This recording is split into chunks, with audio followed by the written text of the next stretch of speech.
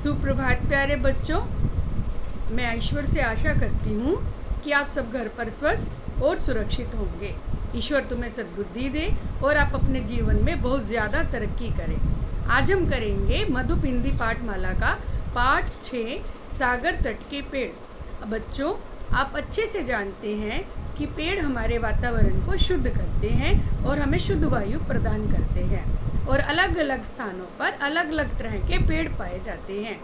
और आज हम इस पाठ में करेंगे कि सागर तट के किनारे कौन कौन से पेड़ पाए जाते हैं और हम उनके बारे में विशेष रूप से जानकारी प्राप्त करेंगे।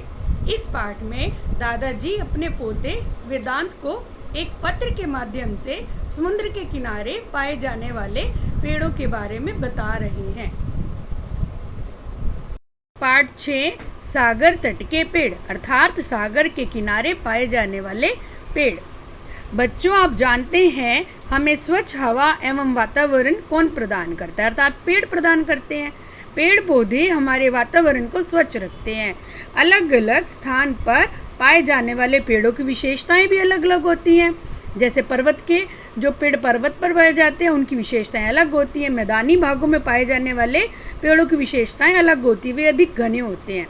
तो चलिए आज हम इस पाठ में सागर तट के पेड़ों के बारे में पढ़ेंगे। इस पाठ में दादाजी अपने पोते वेदांत को पत्र लिख रहे हैं और ये जानकारी दे रहे हैं। ये पत्र उन्होंने लिखा 2 फरवरी को।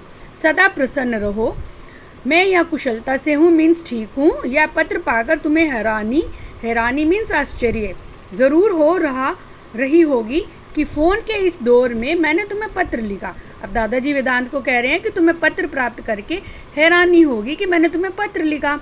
मैं तुम्हें ये बात फ़ोन पर भी बता सकता हूँ। फिर आगे दादाजी कहते हैं, बताता हूँ, परसों जब तुमसे मेरी फ़ोन पर बात हुई तो पेड़ पौधों के बारे में तुम्हारी अच्छी समझ जानकर मैं बहुत खुश हुआ। लिखी हुई बातें अधिक समय पर सुरक्षित रहती हैं, इसीलिए आज मैं तुम्हें पत्र के माध्यम से सागर तट के पेड़ों के बारे में बता रहा हूँ। अब दादाजी कहते हैं कि फ़ोन वाली बात अधिक समय तक सुरक्षित नहीं रहती, लेकिन जो बात हम पत्र के माध्यम से एक दूसरे को बताते हैं तो पत्र को हम अधिक लंबे समय तक सुरक्षित रख सकते हैं और पत्र के द्वारा प्राप्त की गई जानकारी भी उसमें सुरक्षित रहती है। इसीलिए मैंने तुम्हें पत्र लिखा। तुम तो जानते हो कि पेड़ मीन्स वृक्ष, पेड़ पौधे हमारे जीवन में बहुत महत्व रखते हैं। ये भोजन, ऑक्सीजन, सुरक्षा, निवास, दवाइयों आदि के प्रमुख स्रोत मीन्स उत्पत्ति के स्रोत हैं। हमें इन्हीं से ही प्राप्त होते हैं। मनुष्य की ही तरह वातावरण, बेटा अंडरलाइन द वर्ड वातावरण, हवा का आवरण। वातावरण एवं स्थान के अनुसार इन पेड़ पौधों की आकृति एवं प्रयोग में अंतर पाया जाता है। अर्थात अगर वातावरण गर्म है, वहाँ जलवायु गर्म है, तो वहाँ अलग तरह के पौधे पाए जाते हैं, उनके पत्तों का अलग आकार होता है। ठंडे स्थानों पर अलग तरह के पेड़ पौधे पाए जाते हैं। पर्वतीय क्षेत्रों के वृक्ष जहाँ नुकीले होते हैं, वहीं समतल मैदानों में इन वृक्षों की ऊंचाई बहुत सामान्य एवं चौड़ाई बहुत अधिक होती है। पर्वतीय किनारे जो वृक्ष होते हैं काफ़ी लंबे होते हैं और उनके पत्ते कैसे होते हैं? नुकीले होते हैं। लेकिन वही हम समतल मैदानों की बात करें तो पेड़ बहुत अधिक चौड़े होते हैं और उनकी ऊंचाई जो है सामान्य होती है। वे अधिक ऊंचे नहीं होते लेकिन चौड़े बहुत होते हैं। सागर तट के पेड़ों की भी अपनी विशेषताएं होती हैं। प्रायः सभी पेड़ ताड़ प्रजाति के होते हैं। ये पेड़ ऊंचे और छरहरे मीन्स कम घने होते हैं। इनका तना सीधा, सबल मीन्स मजबूत होता है और शाखा विहीन होता है। शाखा विहीन मीन्स डाली रहित। इनमें नारियल, पनई, ताड़, सुपारी और खजूर के पेड़ प्रमुख हैं। तो सागर के किनारे कौन कौन से मुख्य रूप से पेड़ पाए जाते हैं? नारियल के, पनई, ताड़ के, सुपारी के और खजूर के पेड़ पाए जाते हैं।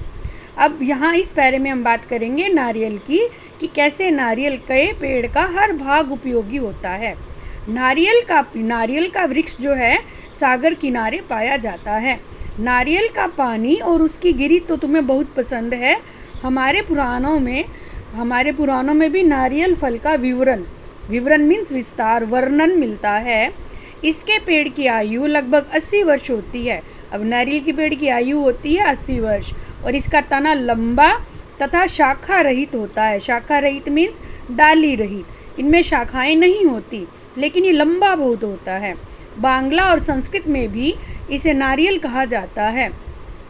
15 वर्ष की आयु में इसमें फल लगते हैं, अर्थात 15 वर्ष तक हमें इस पेड़ की देखभाल करनी पड़ती है और 15 वर्ष के बाद इस पर फल आते हैं। यह प्रति वर्ष 75 फल देता है। नारियल पेड़ का प्रत्येक मीन्स हर भाग उपयोगी होता है। इसकी जड़, तना, छाल, पत्तियों से झाड़ू बनती है। नारियल की जटाओं से रस्सियाँ, चटाइयाँ, थैले आदि बनाए जाते हैं। नारियल से तेल भी निकाला जाता है जो खाना पकाने और बालों में लगाने के काम आता है। तो देखा बच्चों, नारियल के पेड़ का हर भाग कैसे उपयोगी होता है। सूखे नारियल मेवे के रूप में उपयोग किए जाते हैं। जहाँ हरा नारियल बहुत अधिक उपयोगी है, सूखे नारियल के हम मेवे में प्रयोग करते हैं। नारियल का पानी हल्का, प्यास बुझाने वाला तथा औषधीय, अंडरलाइन दिस वर्ड, औषधीय गुणों से भरपूर होता है। पनई ताड़ का, अब दूसरे हम पेड़ की बात, पहले हमने इस बात की नारियल के पेड़ की, अब हम दूसरे सागर के किनारे पाए जाने वाले दूसरे पेड़ अर्थात पनई ताड़ के बारे में जानकारी प्राप्त करेंगे। पनई ताड़ का पेड़ भी ऊंचा होता है। इसके पत्ते मशहूर हैं। पुराने ज़माने में जब कागज़ नहीं था, बच्चों जब कागज़ प्रयोग में नहीं आया था, जब कागज़ नहीं बना था, तब हम अपनी जानकारी इसी ताड़ के पत्तों पर लिख करके उन ताड़ के पत्तों को सुरक्षित रखते थे, अर्थात इन पत्तों का प्रयोग कागज़ की तरह किया जाता था। तब इसके पत्ते कागज़ की तरह उपयोग में लाए जाते थे, उनको ताड़ पत्र कहते हैं। ताड़ पत्र पर लिखी कई किताबें आज भी सुरक्षित हैं। ताड़ के और भी कई उपयोग हैं। इसके तने से निर्मित शहतीर मीन्स जो इसका तना होता है, जो वो उससे मकान, उसको शहतीर कहते हैं और ये शहतीर मकान की छत पर लगता है, अर्थात ये इसकी लकड़ी से मकान की छत बनाई जाती है। शहतीर के ऊपर इसके पत्ते डाले जाते हैं और छत बनाई जाती है। ताड़ के दूध को नीरा कहते हैं। यह सेहत के लिए लाभकारी होता है। अब हम बात करेंगे तीसरे पेड़ की, जो कि सागर के किनारे पाया जाता है, अर्थात सुपारी का पेड़। सुपारी के पेड़ ताड़ के पेड़ों से मिलते जुलते होते हैं। ये पेड़ एक दूसरे को छूते हुए पास पास लगाए जाते हैं। सुपारी का पेड़ बहुत ही नाजुक होता है, इसकी बहुत देखभाल करनी पड़ती है। इस पेड़ की ऊंचाई 40 से 100 फुट होती है। इसके पत्ते नारियल के समान ही झाड़दार और 1 से 2 फुट तक लंबे होते हैं। इसमें छोटे छोटे फूल लगते हैं और फल 1-2 इंच के घेरे में गोलाकार या अंडाकार होते हैं। क्योंकि ये बहुत नाजुक होते हैं, इसलिए हमें सुपारी के पेड़ की बहुत ही देखभाल करनी पड़ती है। ताड़ जाति का चौथा पेड़ है खजूर। खजूर के पेड़ 30 से 40 फुट ऊंचे होते हैं। खजूर का फल मीठा होता है, इसे सुखाकर भी रखा जाता है और सूखे खजूर को छुआरे कहते हैं। छुआरा क्या होता है बेटा? एक सूखा मेवा। यह है शरीर को शक्तिशाली बनाता है। अब तुम कहोगे कि तुम्हारे घर के पास भी खजूर का पेड़ है। हाँ, क्योंकि सागर तट के अलावा यह जंगलों और बगीचों में भी मिलता है। इसकी एक जाति तराई में भी होती है, जिसका फल मीठा नहीं, कसैला मीन्स कड़वा होता है और केवल चिड़ियों के काम आता है। ये पेड़ बगीचे में खूब सजता है, आसपास के पेड़ों के ऊपर सिर उठाकर शोभा देता है, अर्थात ये पेड़, इस पेड़ की ऊंचाई अधिक होती है और ये और पेड़ों से अधिक ऊंचा होता है। इसके सुनहरे फल धूप में चमकते हैं।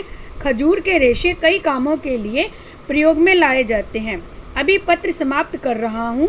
आशा है इस जानकारी ने तुम्हारा ज्ञानवर्धन मीन्स ज्ञान बढ़ाया होगा।